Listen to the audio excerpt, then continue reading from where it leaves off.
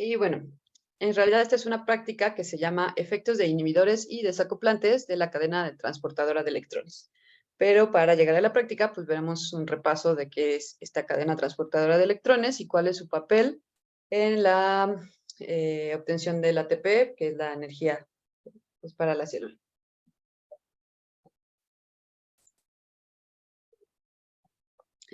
A ver, vamos a esperar a que entre su compañera. Creo que ahí está. Bueno, entonces, los objetivos de esta práctica es entender el funcionamiento de la cadena transportadora de electrones para la síntesis de ATP y apreciar el efecto de los desacoplantes o inhibidores de alguno de los componentes en el metabolismo energético celular. Originalmente esta era una práctica experimental en donde a diversos cultivos de levadura se le añadían estos inhibidores o desacoplantes y después se medía sus cambios en la viabilidad. Vamos a ver que pues si impactamos o si bloqueamos la síntesis de ATP, repercute directamente en la viabilidad celular porque al no tener energía las células se van muriendo y entonces, bueno, así se puede medir qué tanto impacta un químico inhibidor o desacoplante en tanto que tanto mata a las levaduras. Y bueno, no hay problema porque las levaduras no tienen sistema nervioso, entonces no, no sufren.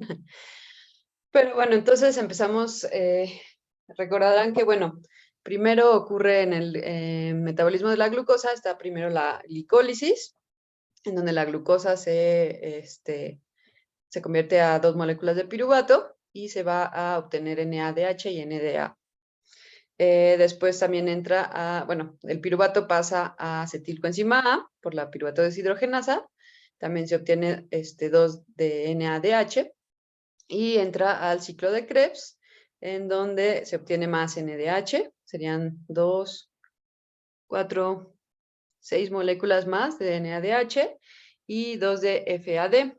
Estos compuestos, el NADH y el FADH2, se dice que son altamente reductores y, bueno, se van a utilizar en la fosforilación oxidativa justamente.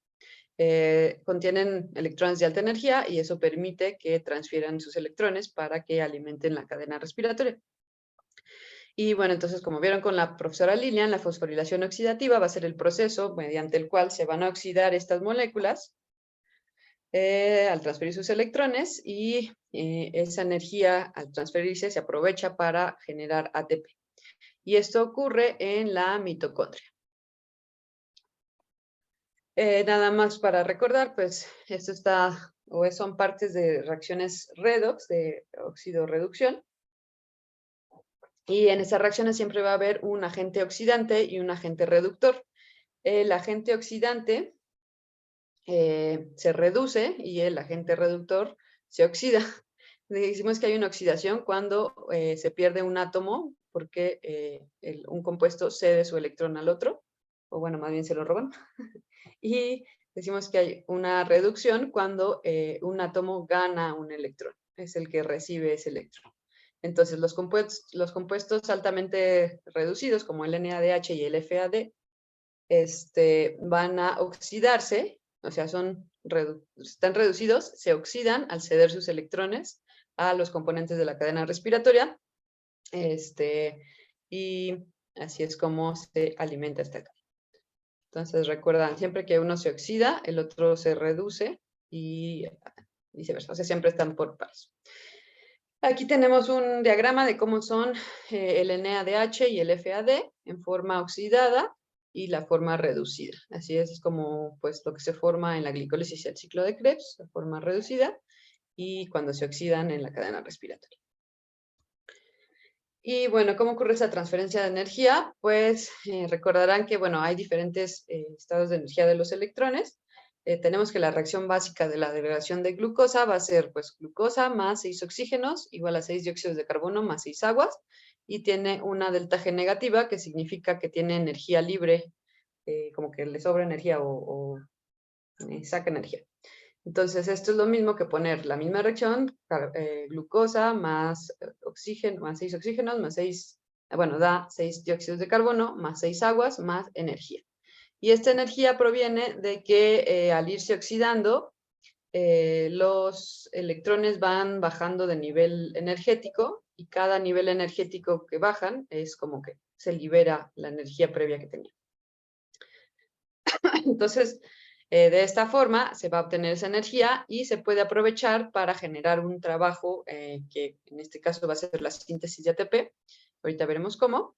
Y se va guardando en forma de ATP para que después la célula pueda utilizarlo. El ATP pues es la molécula que es adenosín trifosfato y tiene 3 fosfatos, un enlace de 3 fosfatos, y cada ruptura de uno de esos enlaces fosfatos libera mucha energía, entonces tiene guardada gran cantidad de energía y por eso se dice que es la molécula, la moneda energética de la célula. Y bueno, ¿cómo ocurre esa transformación? Es mediante la cadena transportadora de electrones que está en la mitocondria. Y tiene, bueno, estos son los componentes canónicos, que significa eso, son como los generales de la mayoría de organismos. Hay algunos que tienen más,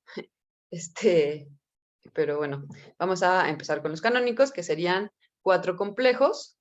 Tenemos el complejo 1 o la NADH oxidorreductasa, que va a tomar, bueno, sí, va a tomar los electrones del NADH y bombea protones al espacio intermembranal. Tenemos aquí, está en la matriz, tenemos el espacio intermembranal y abajo la matriz mitocondrial. Si regresamos a la imagen de la mitocondria, esta es la membrana externa, el espacio intermembranal, y adentro de estas como laberintitos es la matriz mitocondrial.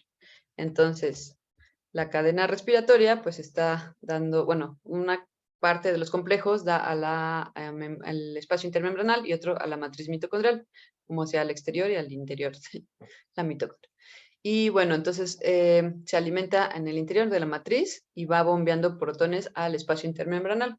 Sería el exterior, viéndolo desde ese punto. Entonces tenemos el complejo 1, la NADH oxidorreductasa, va a empezar a bombear protones y los electrones van a viajar al complejo 2 y a la ubiquinón quinasa. Esta, la que tiene una Q, es otro complejo, pero se dice que es un complejo móvil porque tiene la capacidad de moverse a través de la membrana. Y el complejo 2 sería la succinato Q-reductasa. Aquí de este lado tienen sus nombres. Que bueno, esta va a tomar los electrones del FADH2. Y bueno, va a seguir alimentando esta cadena de electrones. Se dice que es una cadena de electrones porque van pasando de complejo a complejo, como por relevos. Junto con la ubiquinón quinasa. Después pasan al complejo 3, que sería la citocromo C oxidorreductasa. También, pues esta sí va a bombear protones. Y vemos el 1, el 3 y el 4 son los que bombean protones. Los H más son protones al espacio intermembranal. Después tenemos otro complejo móvil, que sería la citocromo C, que va a, pues también acarrear electrones del 3 al 4, moviéndose a través de la membrana. Y llega al complejo 4, que es la citocromo C oxidasa. Y la cual pues va a seguir bombeando protones. Y como último aceptor final de los electrones que movieron todos estos, bueno, que permitieron este bombeo de protones, tiene que llegar a el agua. Aquí justo el complejo 4 une esos electrones que quedaban con 2 oxígenos y forma agua, H2. Entonces ese es el aceptor final de los electrones. Y durante esta cadena respiratoria se van a generar, bueno, por cada NADH se van a generar 3 ATPs y por cada FADH2 se van a formar 2 ATPs. Y estos 4 complejos, al final, bueno, ya que bombean esos protones, vamos a ver que, bueno, ese gradiente de protones va a activar la ATP sintetasa o sintasa, que está aquí del lado derecho, que es como una bomba, como un motor molecular. Ahorita vamos a ver en la práctica lo que afecta a la ATP sintasa. Algo importante pues es que la fosforilación oxidativa es dependiente de oxígeno. Si no hay oxígeno, se inhibe esta cadena respiratoria y no puede ocurrir. Y no se puede formar ATP. Pero bueno, justamente esta práctica es inhibidores y desacoplantes de la cadena respiratoria, por lo cual veremos qué otros compuestos pueden inhibir o evitar esta formación de ATP. ¿Y qué les iba a decir? Bueno, más adelante vemos la ATP sintasa. Algunos consideran que la ATP sintasa es el complejo 5. Y como les digo, hay algunos otros organismos, como sobre todo levaduras que se conocen como extremófilas, significa que aguantan condiciones que otros organismos no aguantan, que al parecer tienen otros componentes, tienen alguna, ¿cómo se llama? La oxidasa alterna, tienen otra oxidasa más y otro complejo móvil, lo que les permite que si se bloquea uno de los complejos, siga produciéndose o siga funcionando la respiración. Son resistentes a algunos citotóxicos que inhiben algún complejo, pero permiten que se mantenga trabajando. Entonces, en resumen, bueno, la cadena respiratoria va a tener 4 complejos enzimáticos fijos, el 1, 2, 3, 4, 2 transportadores electrónicos móviles, que son los que viajan a través de la membrana mitocondrial interna, sería la coenzima Q o ubiquinona y el citocromo C, y la ATP sintasa, que algunos lo conocen como complejo 5. Algo importante también de mencionar es que, pues esta, como les dije, es una reacción dependiente de oxígeno, y al tener este metabolismo de oxígeno, se sabe que entre el 1 y el 2% del oxígeno consumido en esta cadena respiratoria se van a formar especies reactivas del oxígeno, que se conoce como ROS por sus siglas en inglés, Reactive Oxygen Species. Y bueno, estas moléculas o subproductos del oxígeno son potencialmente tóxicas, ya que son muy reactivas y pueden oxidar o dañar a las biomoléculas. Por ejemplo, pueden causar peroxidación lipídica y dañan las membranas, pueden dañar al DNA, creando rupturas en el DNA, mutación, lo que puede llevar a mutaciones, y puede oxidar proteínas y pues si se oxidan algunas proteínas ya no pueden llevar a cabo su función, también se dañan, si son enzimas pues ya no realizan sus funciones. Entonces, bueno, la cantidad de ROS pues va a ser potencialmente tóxica. A mayor cantidad de ROS es pues más tóxico para las células. Si es muy grande esta cantidad, las células se mueren por oxidación. Por lo tanto, por lo cual, pues la mayoría de organismos aerobios que necesitamos el oxígeno, porque pues sin oxígeno, como les dije, no se forma el ATP, entonces la célula muere. Es fundamental tener oxígeno. Entonces, para poder pues sobrevivir o sea, necesitamos el oxígeno, pero se forman estos compuestos tóxicos. Lo que ha ocurrido es que se ha desarrollado un sistema antioxidante celular que va a mitigar estas especies reactivas y permite así, o bueno, controla que no sean dañinas y se puede llevar a cabo el metabolismo del oxígeno sin ningún daño. Cuando hay algún desequilibrio en este sistema antioxidante, pues sí se puede empezar a acumular las especies reactivas y se puede llegar a una condición que se llama estrés oxidante, en donde pues hay exceso de estas especies reactivas y empieza a haber daños celulares. Pero bueno, ese es otro tema que no tocamos en el curso, pero es bastante interesante. Quizás las chicas que estaban haciendo lo de las tortugas y el estrés oxidante saben un poco, les pueden contar. Pero bueno, aquí tenemos un modelito en 3D medio sencillo, pero es para que se den una idea de cómo está acomodado la cadena respiratoria, bueno, los componentes. Aquí vemos, ¿no? Ya en 3D, como tenemos el complejo 1, todos son proteínas transmembranales o tienen al menos un dominio que están en la membrana y una cara al interior o exterior. Complejo 1, complejo 2, complejo 3, el 4 y la ATP sintasa. Y bueno, los complejos móviles. A ver, vamos a darle clic aquí para que lo vean. Sí se está viendo, ¿verdad? ¿Por qué no carga? No lo puedo cargar. Pero bueno, déjenme regreso entonces.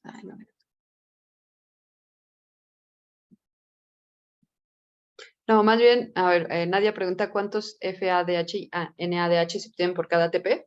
No, más bien al revés. Se obtienen ATPs a partir de FAD y NADH. O sea, esos son los sustratos o los que van a alimentar con electrones a la cadena respiratoria. Y gracias al NADH y el FADH es que se forma el ATP. Entonces vamos a regresar Aquí venía. Por cada NADH se forman, por cada NADH se forman 3 ATPs y por cada FADH 2 ATPs. Entonces, en total serían 5 ATPs, ¿no? Por cada molécula, pero en realidad pues hay muchos, o sea, no solo entra un NADH y un FADH en la cadena respiratoria, sino que es como un alimento constante. Bueno, depende de qué tanta glucosa haya habido al inicio, pero pues sí, a mayor glucosa va a haber más NADH y FADH, más producción de ATP. Y bueno, el funcionamiento de esta cadena respiratoria se engloba en la teoría quimiosmótica, que fue propuesta por Peter Mitchell en los años 60, y esta teoría dice que es un gradiente de concentración de protones el que va a servir como almacén de energía para dirigir la formación de ATP, y a este gradiente él le llamó la fuerza protón motriz. Entonces, como vimos, se van a estar, bueno, aquí se ve, se van a estar bombeando protones al espacio intermembranal, y entonces se van a empezar a acumular y esa diferencia de concentración entre el espacio intermembranal y la matriz mitocondrial es lo que se conoce como gradiente de protones, y la fuerza protón motriz va a ser esa energía almacenada en el gradiente.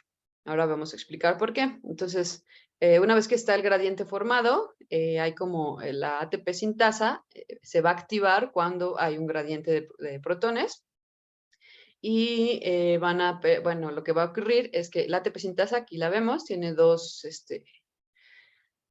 dominios principales, el F0 y el F1, y es como un pequeño rotor, y tiene un canal, a ver, acá está. Déjenme ver. Con razón. Sí, pero esperen al cuestionario porque hay que ver bueno, sí lo pueden ir contestando, pero la parte de el modelo pues va a ser hasta después del receso. Entonces tenemos aquí la ATP sintasa, como les decía, tiene dos dominios, la F0 y la F1. La F0 va a dar, bueno, está en la membrana mitocondrial interna, pero da al espacio intermembranal. Y la matriz y la F1 está en la matriz mitocondrial. Entonces, esta F0 es un canal por donde van a entrar los protones, y la F1 es como una hélice o un rotor que al rotar va a generar el trabajo necesario para formar para sintetizar ATP a partir de ADP y fosfato. Y vemos aquí cómo está en la matriz. Tenemos el espacio intermembranal, estaría aquí. Entonces la F0 da hacia el espacio intermembranal y la F1 da hacia la matriz mitocondrial, que es como el interior de la mitocondria. Y como les decía, se forma entonces ese gradiente de protones, se acumula, y eso es lo que va a activar que se abra el canal de la F0. Y bueno, al haber tanta diferencia o tantos protones acumulados, cuando se abre el canal, es como si abriéramos la regadera del baño, que por ejemplo el agua la tenemos, el tinaco está arriba de la casa para que justamente esa potencia, como la caída del agua, es la que permite que nos bañemos a presión, a una buena presión. Cuando abrimos la llave, se libera esa presión y cae con fuerza el agua. Así ocurren los protones y esa es la fuerza protón motriz, ¿verdad? Ok, ok. Sí, está bien. Si tienen dudas, me pueden preguntar. Pero entonces justo pasa algo análogo así aquí con con la ATP sintasa. Entonces, al haber ya el gradiente de protones muy concentrado, cuando se abre el canal de la ATP, bueno, el F0 de la ATP sintasa, pues van a caer con mucha fuerza, y esa es la fuerza protón motriz, porque son protones que al caer rápidamente, bueno, al hacer muchos, como que se va toda esa fuerza, y van a mover este rotorcito que es la F1, entonces por eso es protón motriz, porque se mueve a partir de protones, y pues ya van pasando de nuevo de regreso al espacio, perdón, a la matriz mitocondrial. Y justamente así es como se va a formar el ATP. Y ahora tenemos algunas moléculas o químicos que son desacoplantes o inhibidores de esta cadena respiratoria. ¿Qué significa eso? Bueno, cuando son desacoplantes significa que van a disipar el gradiente electroquímico y, o sea, no permiten que se forme este gradiente, entonces facilitan que se regresen los protones a la matriz. Si bien sí pueden ser bombeados al espacio intermembranal, como que se forma poros, o bueno, sí, actúan como canales o poros que van a hacer que se regresen, entonces no se puede formar ese gradiente. Por ejemplo, el dinitrofenol, que es un compuesto químico, creo que se usa a veces como insecticida, no como, sí, algo así, pesticida, perdón. Por ejemplo, este hace permeable la membrana y entonces va a inhibir la producción de ATP porque no se puede formar el gradiente. Y los inhibidores van a ser sustancias que se van a unir de un modo irreversible a alguno de los componentes de la cadena transportadora de electrones y al unirse de modo irreversible van a bloquear su habilidad de cambiar, de hacer estas reacciones oxidorreducción y entonces ya no funcionan y ya no pueden bombear protones. Entonces tampoco va a también impactar en la acumulación de protones y por lo tanto en la formación del gradiente. Por ejemplo, la sida de sodio va a inhibir al complejo 4, que es la citocromosa oxidasa, porque se une de manera irreversible a un grupo hemo, bueno, aquí es OX, pero y entonces ya no, bueno, como que funciona, ya no funciona también la cadena transportadora de electrones y pues ya no se acumula tanto gradiente. Tenemos aquí otros ejemplos, por ejemplo, la rotenona, amital o la piericidina A van a impedir la transferencia electrónica de la ubiquinona, que es el complejo móvil. El malonato va a inhibir al complejo 2. Bueno, aquí están como ejemplos de cada inhibidores de cada complejo o desacoplantes. El complejo 3 es inhibido por la antimicina A. El complejo 4 se inhibe por, como dijimos, ácido de sodio, cianuro o monóxido de carbono. Si ven, pues impactar al complejo 4, bueno, bloquear al complejo 4 es muy, impacta demasiado en la viabilidad celular, pues estos se han asociado históricamente como venenos muy tóxicos. El cianuro, pues es mortal si en ciertas, bueno, o sea, unas dosis no tan grandes, con poco cianuro ya es bastante tóxico, justamente porque al inhibir este complejo 4 se impacta demasiado en la producción de ATP y las células mueren. Y la ATP sintasa se puede inhibir con oligomicina. Y bueno, entonces, hasta aquí llegamos. Bueno, ahorita vamos a tomar un receso de 15 minutos y vamos a hacer este ejercicio, que es una simulación del efecto de desacoplantes e inhibidores de la cadena de ATP, bueno, respiratoria. Vamos a repetir los objetivos. Y este es un simulador que utiliza un programa que se llama NetLogo. NetLogo es una plataforma que permite hacer modelos o acceder a modelos que se llaman basados en agentes, en donde pues los agentes son como, en este caso pues sería el ATP, el NADH, los complejos de la cadena respiratoria, y vamos a ver cómo interaccionan entre ellos. Bueno, ahorita voy a explicar de regreso cómo funciona y vamos a verlo para que puedan contestar su cuestionario. Acá hay un cuestionario, acá reporte de práctica. Si quieren, ahorita en estos 15 minutos pueden ir contestando las preguntas que son hasta antes del modelo. ¿Por cuáles son? Digamos que está bueno, creo que nada más es las primeras dos. Pero bueno, pueden irlas contestando. Y nos vemos a las 8:15, ¿de acuerdo? Para terminar esta parte, el simulador.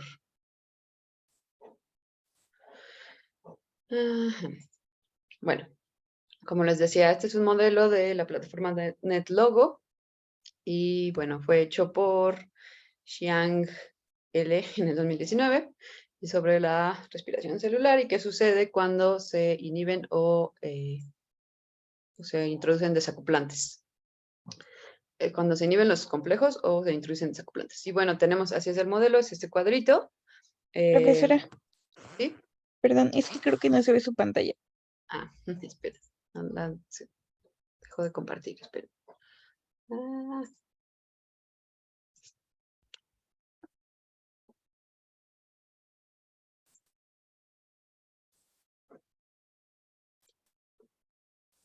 Perdón, ahí está.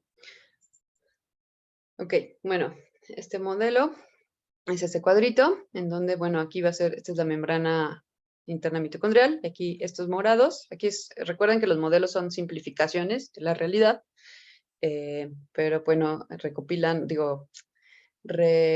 rescatan ciertos comportamientos de cómo ocurren las cosas, ¿no? Entonces aquí, al estar simplificado, bueno, los complejos de la cadena respiratoria están todos en uno, en estos parches morados, van a ser los complejos 1, 2, 3 y 4.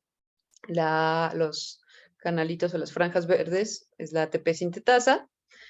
Los canalitos o las franjas rosa clarito van a ser los desacoplantes. La bicapa lipídica de la membrana interna son pues, estas figuritas. Aquí tenemos las moléculas de oxígeno, recordarán, es el aceptor final de los electrones en la cadena respiratoria. Los protones van a ser estos circulitos con un más, naranjas. El NADH son esos rectángulos, son estos hexágonos naranjas. Cuando está reducido es naranja y cuando se oxidan se hacen estos hexágonos vacíos. El agua va a ser también aquí esta molécula. Y bueno, más bien el aceptor final es el oxígeno, pero pues al recibir los electrones se forma agua.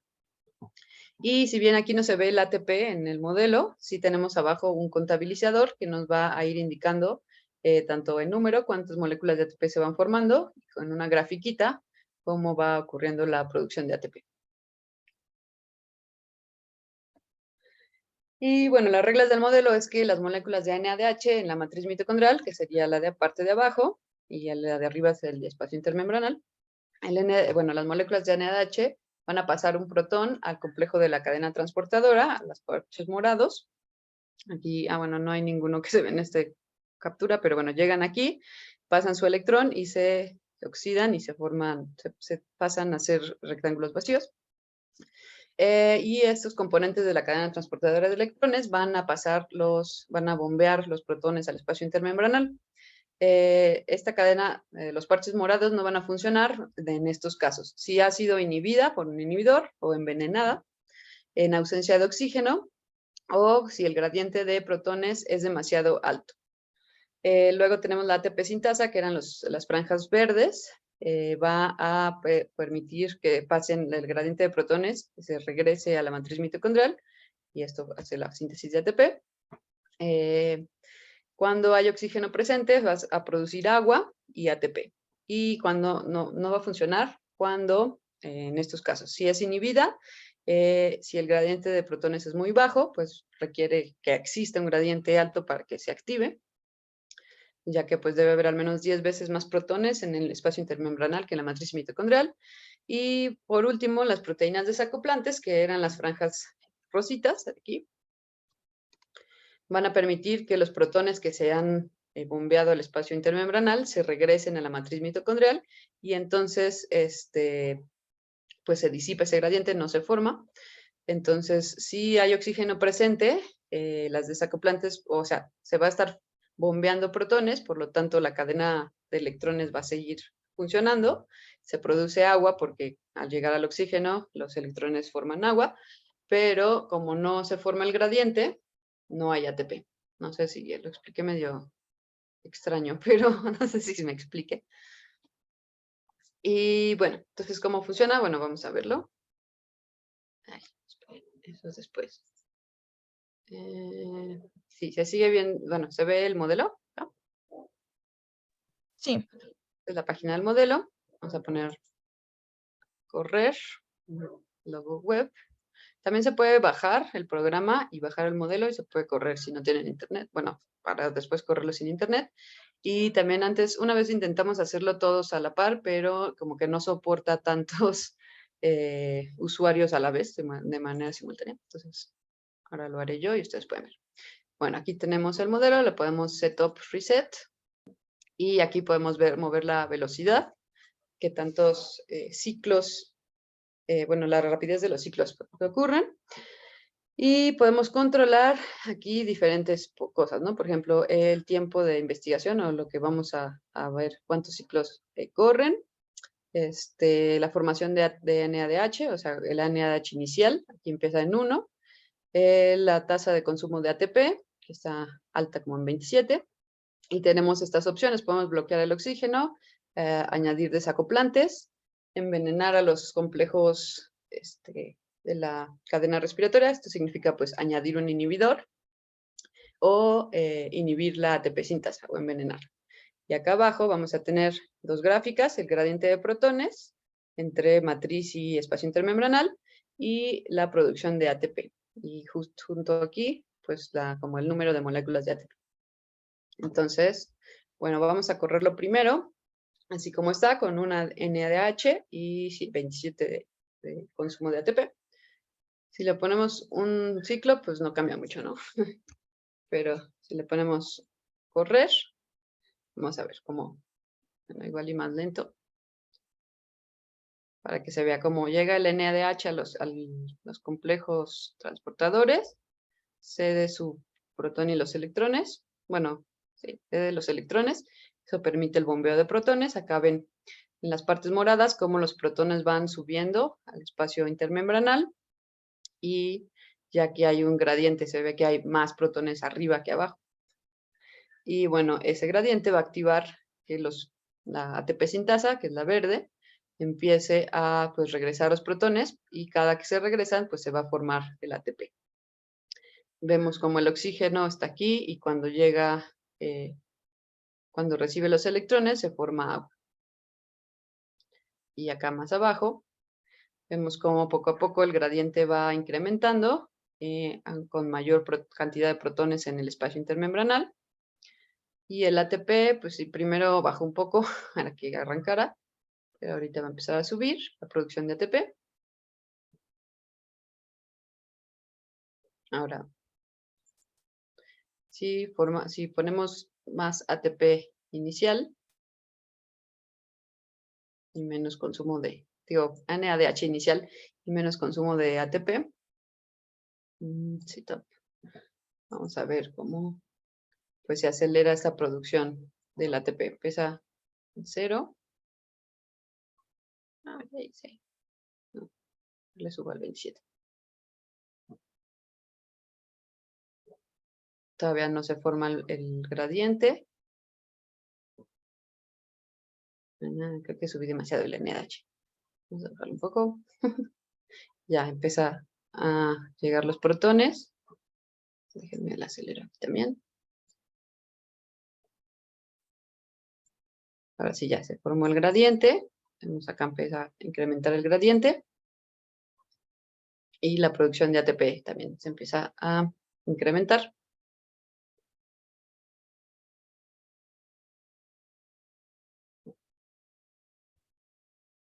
Incrementa. Y bueno, en teoría más NADH debería incrementar más rápido la producción de ATP.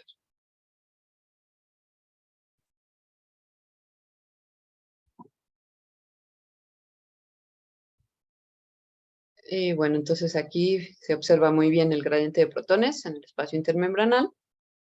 Y como al haber mucho gradiente, pues también esta fuerza protón motriz pues se acelera y se produce más ATP. Aquí vemos cómo va subiendo, va subiendo, va subiendo. Y así ocurre de manera normal. Ahora, ¿qué sucede si bloqueamos el oxígeno? Recordan, les dije que estas son reacciones dependientes del oxígeno al ser de óxido-reducción. Si nosotros bloqueamos el oxígeno, deja de funcionar la cadena de transporte de electrones, se bloquea los parches morados, que son los componentes de la cadena, y vemos cómo empieza a decaer la producción de ATP. Cae. El gradiente pues ya se va a empezar a igualar, porque al no funcionar esta cadena de electrones, se dejan de bombear los protones, y nada más los que ya estaban pues, se mantuvieron aquí. Se va acumulando el NADH reducido abajo porque no puede donar sus electrones. Y pues al ir disminuyendo este gradiente, se desactiva también la ATP sintasa después. O sea, primero se bloquean la cadena respiratoria, sus componentes, y después se bloquea la ATP sintasa, entonces se deja de producir el ATP, aquí en picada. Tarda mucho. Vamos a acelerarlo. Y vamos a ver qué sucede si se mantiene así, o sea, si se le quita el oxígeno. Aquí pues todavía había un poco de ATP en la célula, sigue corriendo un ratito, pero ya va disminuyendo, disminuyendo. ¿Y qué creen que ocurra cuando se quede sin ATP la célula? Ya casi llegamos a ese punto.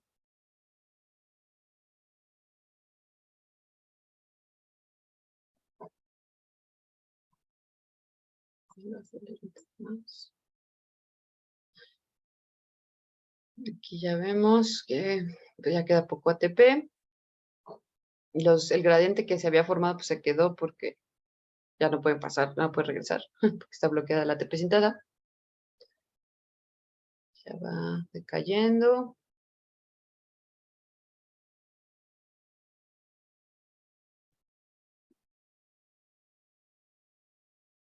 Se está quedando ya sin reservas de ATP, la célula. Y cuando llega pues, a 0 ATP, bueno, ya están 35, 20, 9, 8, ya sale esto. La célula se queda sin ATP y muere. Pobre célula. Entonces, stop reset. Ahora, ¿qué pasa si desde el inicio no tiene oxígeno? Pues no puede, no se forma nunca ese gradiente.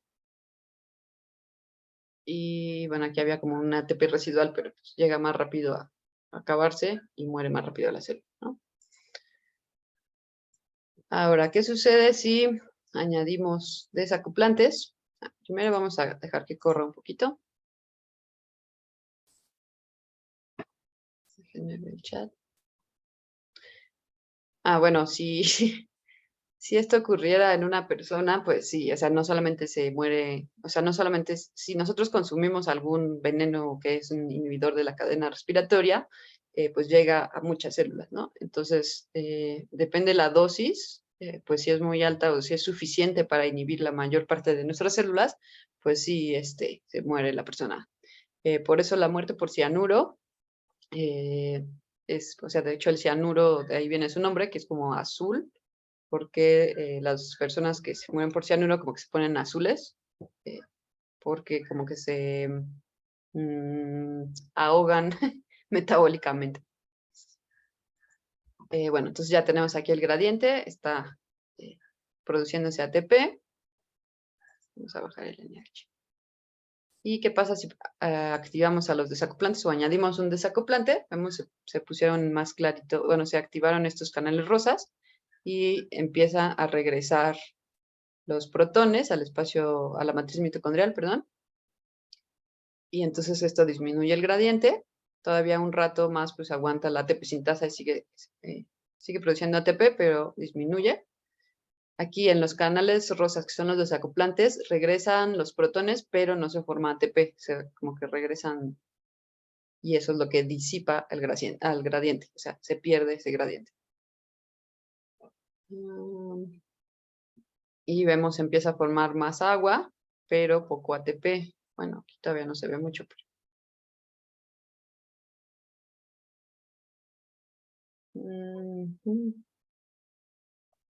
Nuevamente el ATP. No, vamos a bajar el ATP.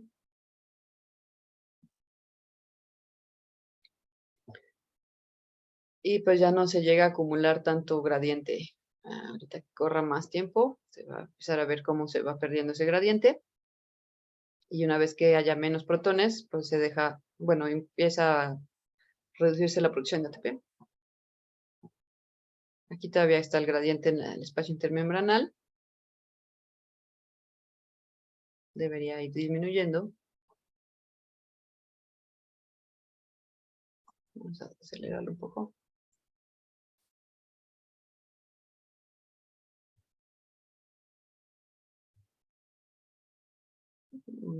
Esto es más tardado que quitando el oxígeno.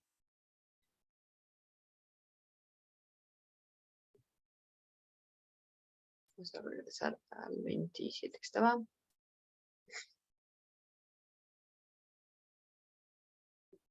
Si ven aquí ya hay más protones que regresan por los desacoplantes que por la ATP sintasa. Ya está bajando el gradiente. Bueno, todavía no. todavía hay gradiente.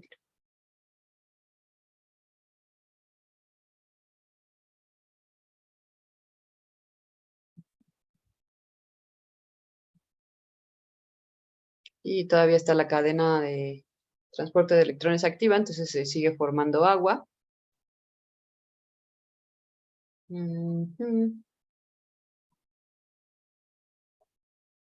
Vamos a poner un poquito más rápido.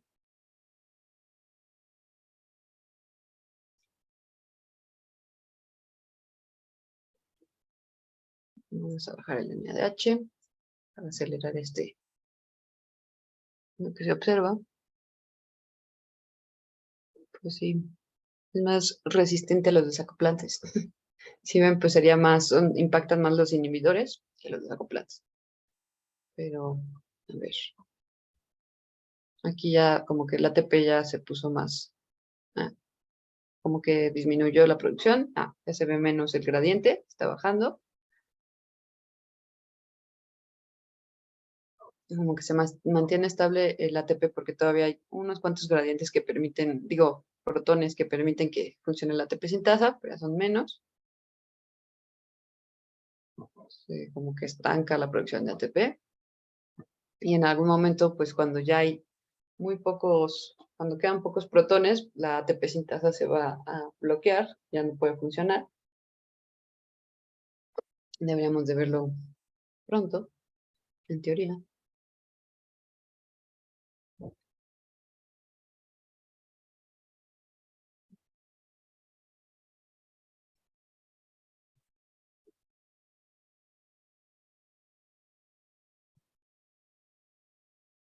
Ya hay muy pocos que pasan por la ATP sintasa, pero se resiste a dejar de funcionar. Ya está como estable. ¿Qué vamos? 10.000. Así ya empezó a bajar. Ya está muy pequeño el gradiente. Sí, quiere bajar, pero ahí casi ya va bajando poco.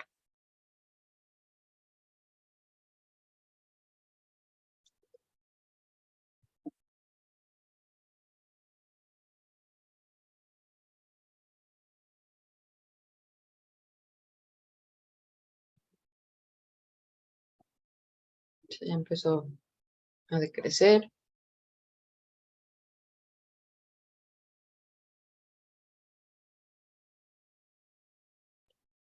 Pero todavía faltan 3.500 ATP. Acelerarlo más. Y ven como diferente, bueno, la gráfica es diferente a cuando no había desacoplantes, que la producción era creciente, era una línea, una tendencia como que iba incrementando. Aquí pues se fue acostando la curva, se fue estabilizando y justo ahorita ya va a empezar a decaer.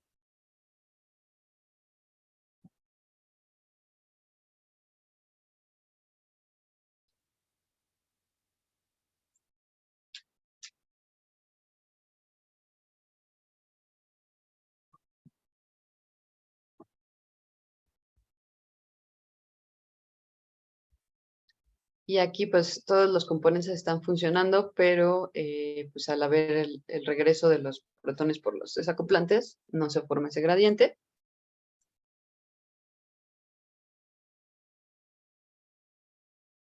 O sea, quizás si hubiera mucho NADH y mucho bombeo de protones, pues todavía se sigue manteniendo cierto gradiente, pero cuando, o sea, como que no es sostenible porque mientras, o sea, se va formando, pero se siguen escapando de regreso, entonces no se puede acumular tanto. Mm, Aquí sí ya va bajando. Todavía falta, pero...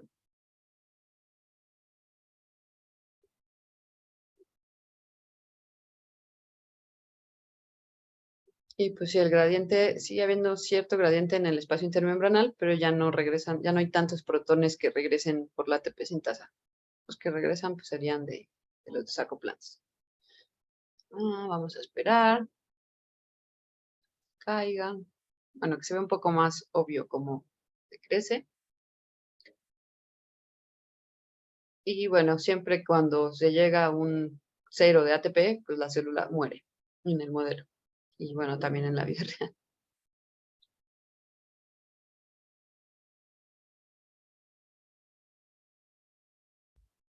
Mm,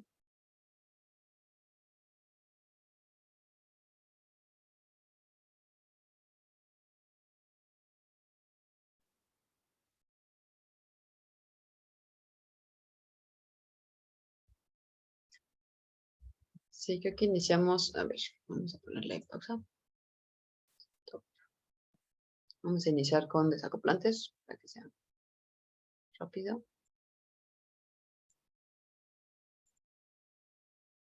Y aquí ven como no se llega nunca, creo que sí, empezamos con demasiado ATP.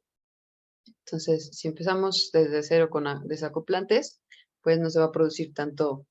Ahí primero, como les digo, así se llega a acumular cierto gradiente, pero no lo suficiente para mantener la síntesis de ATP por mucho tiempo.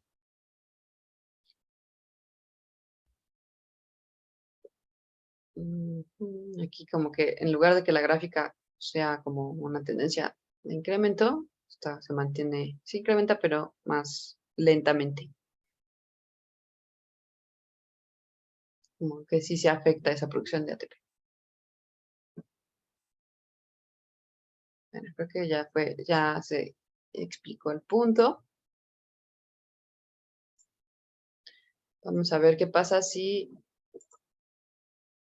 vamos a correrla un poco normal. Es que le puse más rápido.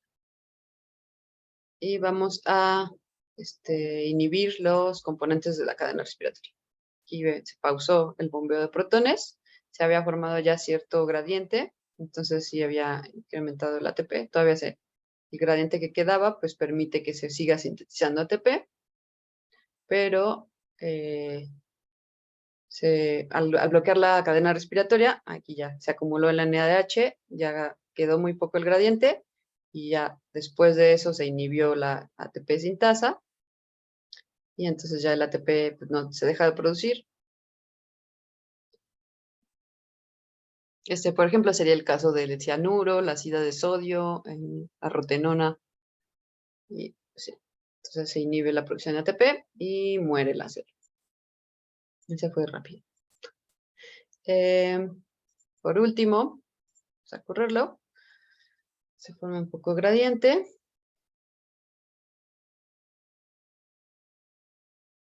Y vamos a inhibir la ATP sintasa. Ahí va, que suba un poco la producción. Inhibimos la ATP sintasa, se bloqueó aquí. Entonces ya no se produce ATP. Solo estaba el que había producido inicialmente. Empieza a decaer la cantidad de ATP. Se acumula el gradiente porque ya no, la ATP sintasa, pues los desacoplantes no están. Ahora, ¿qué sucede si inhibimos la ATP sintasa y además añadimos desacoplantes? Pues va a ocurrir que este gradiente pues, sí se empieza a disipar, empiezan a regresar los protones y como ven, sí hay formación de agua, porque la cadena de transporte de electrones sigue funcionando, pero no se hace ATP. O sea, queda decayendo y ya murió la célula.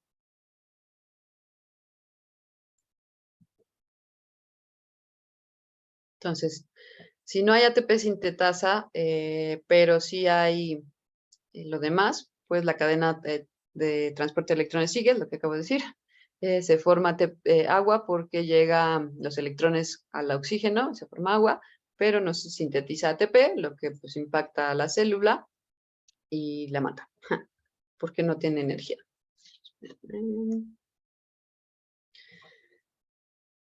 Bueno, entonces, recopilando lo visto, ¿qué aprendimos en esta práctica?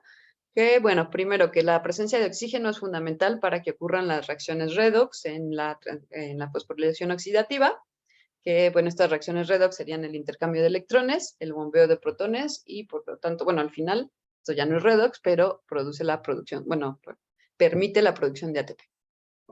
Después también vimos que al bloquear o inhibir alguno de los componentes de la cadena de transporte de electrones, ya sea el complejo 1, 2, 3 o 4, se va a interrumpir el flujo de electrones y por lo cual ya no se da ese bombeo de protones, ya no se genera el gradiente al espacio intermembranal y entonces, pues si no hay gradiente, no puede funcionar la ATP sintasa, entonces también para la producción de ATP. También aprendimos que los desacoplantes de la cadena de transporte de electrones van a disipar ese gradiente, o sea, lo evita que se forme, y al no haber gradiente, pues no puede funcionar la ATP sintasa, entonces también evita la síntesis de ATP. Y por último vimos que si se bloquea la ATP sintetasa, va a parar la producción de ATP y la célula eventualmente va a quedarse sin energía y morirse. Aquí vemos, por ejemplo, cómo se veía la gráfica, ¿no? Decae el ATP hasta llegar al final y sale el letrerito de que la célula se murió cuando llega a ATP 0. Bueno, aquí vemos, por ejemplo, en el caso, como les decía, del cianuro, ¿no? Que es uno de los venenos más potentes, que de hecho pues, se utilizaba, por ejemplo, en la Guerra Fría y así, los espías tenían siempre una pastilla de cianuro, es cianuro de potasio, que pues si los cachaban, se tomaban la pastilla y en cuestión de minutos ya se morían para no dar, como que no le sacaran información, etcétera. Y pues sí, es uno de los venenos más comúnmente utilizados a lo largo de la historia. Si bien se ha visto que ante estos venenos se puede generar cierta resistencia, si se van tomando en dosis pequeñas por largos periodos, hay una cosa que se llama adaptación perfecta, que bueno, así se llama, no es que sea perfecta, que pues los organismos se vuelven un poco resistentes y pueden llegar a resistir más cantidades de ciertos tóxicos. Pero bueno, entonces, como vimos, cuando hay un impacto o cuando se modifica la producción de ATP o se inhibe sobre todo, pues va a repercutir directamente en la viabilidad celular, en qué tanto, bueno, en que vivan o no las células. Entonces, para poder evaluar esta citotoxicidad o cómo el efecto de los inhibidores y desacoplantes se puede medir mediante ensayos de viabilidad. Que es como la tasa de sobrevivencia de una población celular. Y bueno, entonces esta viabilidad también va a ser un indicador de la actividad mitocondrial. Entonces, bueno, en una célula viva va a haber actividad mitocondrial presente, en una célula muerta pues ya no hay actividad mitocondrial. Un método muy utilizado, clásico, es el método del MTT, que es el bromuro de 3,4,5 dimetieltiazol 2-hilo 2,5-difeniltritetrazol. Como ven, es un nombre demasiado largo, entonces se abrevia como MTT. Y este ensayo de viabilidad es un ensayo colorimétrico que analiza la viabilidad o muerte celular de una población. Y bueno, el principio es que tenemos este reactivo que es el MTT, o son sales de bromuro de tetrazolio, que normalmente tienen como un color amarillito, entre amarillo y verde. Se le añade a las células y se incuban 20 minutos a una temperatura adecuada para, según el modelo, no sé, si son células de mamífero, pues son 37 grados. Y tenemos una enzima mitocondrial que me parece es el complejo 2. Me regreso acá. El nombre. Sí, el complejo 2, la succinato reductasa. Va a metabolizar este MTT en formazán, que es un compuesto que tiene como una tonalidad violeta morada. Entonces, pues se puede medir a mayor proporción de formación de formazán, es que hay mayor actividad, es como una relación lineal. A mayor intensidad de violeta es que hay mayor viabilidad. Entonces, es como se puede medir esta viabilidad en cultivos celulares y se detecta pues qué tanto formazán se va produciendo. Se detecta con el espectrofotómetro a 570 nanómetros. Y bueno, se tienen que tener un control de 100% de viabilidad, en donde son las células normales, para poder compararlo con diferentes tratamientos, en donde ahí se puede obtener qué tanto células murieron comparado al control del 100%. Aquí vemos, por ejemplo, una micrografía de células que fueron tratadas con este MTT, y vemos cómo el formazán se van formando cristales al interior de la célula. Todas las células que tienen un puntito azul adentro son células metabólicamente activas o con su actividad mitocondrial activa, que al ir metabolizando este MTT van formando los cristales de formazán. Hay algunas células como estas de acá, que se parecen como fantasmas, así les decíamos, son ya células muertas, en donde pues no ocurre este metabolismo del MTT, entonces no se forman cristales. Esta técnica, pues entonces a nivel de microscopía, pues permite diferenciar las células vivas de las muertas, y a nivel de espectrofotometría permite cuantificar cuántas células sobrevivieron. Y bueno, algo importante, como se forman los cristales al interior de la célula, después, ya para medirlos en el espectrofotómetro, se tienen que lisar las células y se solubiliza con isopropanol ácido para poder medirlo en el espectro. Aquí vemos que, bueno, este ensayo se puede hacer de manera semiautomática o semiautomática con los multilectores de placas que utilizan estas plaquitas como las de Lisa, que tienen 96 pozos. Cada pocito es para poner una muestra y usualmente se ponen diferentes diluciones de un cultivo o diferentes, no sé, por ejemplo, dosis de algún complejo citotóxico. Se mete al lector de placas y va dando lecturas sobre pues, de la absorbancia, y se puede calcular el porcentaje de viabilidad. Como les decía, necesitamos una muestra control que sea viabilidad al 100%, donde ninguna se muera, es como células sin ningún tratamiento, y ya la muestra de que nuestro tratamiento que queremos ver. Entonces se divide la absorbancia de nuestras muestras entre la absorbancia control, se multiplica por 100 y da un porcentaje de viabilidad. Ahora, este fue es un método todavía usado bastante, es como de los métodos clásicos, se desarrolló en los 80s, pero ahora pues ya hay otros métodos más actuales. Por ejemplo, está este reactivo que se llama Alamar Blue, y hace básicamente lo mismo, pero la detección de señales por fluorescencia. Entonces también se ponen las diluciones de diferentes células y diferentes concentraciones de algún citotóxico. Se le agrega este Alamar Blue, este reactivo, se incuba y después se mide la fluorescencia y se puede detectar. A mayor fluorescencia es que están vivas las células. La señal que correlaciona la viabilidad sería la intensidad de fluorescencia y se puede calcular así la viabilidad. ¿Alguna duda hasta aquí?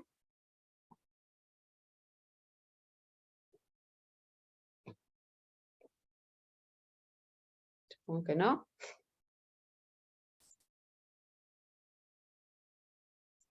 Bueno, entonces vamos a tomar otros 15 minutos de receso y vamos en lo que voy acomodando las cosas para la práctica de fermentación. Acá vemos, también va a haber, esta vez ya no va a haber reportes como los de antes, solo son cuestionarios. Aquí ya está, bueno, si bien pueden ir contestando su cuestionario de ahorita, o pues tienen hasta el 25 para entregarlos todos. Pero igual mientras esté fresca la información es más fácil. Ah, bueno, sí, mejor les voy a dar más tiempo para que vayan contestando su cuestionario bueno, cuestionario reporte de ahorita, está acá. Sí, les voy a dar 20 minutos para que lo respondan. Y regresamos a ver la práctica de fermentación, para la cual también el reporte, pues nada más es contestar el cuestionario. Lo pueden hacer de manera, bueno, lo pueden hacer en equipo, pero tienen que contestar el cuestionario individual. O sea, todos, aunque pueden discutir las preguntas y contestarlas en conjunto, tienen que entregarlo cada quien. ¿De acuerdo? Y bueno, entonces nos vemos a las 8:10 para la práctica de fermentación. ¿De acuerdo? Ah, ya la tenía aquí abierta otra vez.